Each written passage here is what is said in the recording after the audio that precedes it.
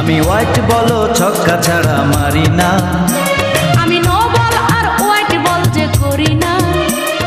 বলের ধাক্কায় পড়ে যাবে তোমার হাতের ওই ব্যাট, তোমায় নিয়ে খেলবো আমি টেস্ট প্রেমের ক্রিকেট, তোমায় নিয়ে খেলবো আমি টেস্ট প্রেমের ক্রিকেট।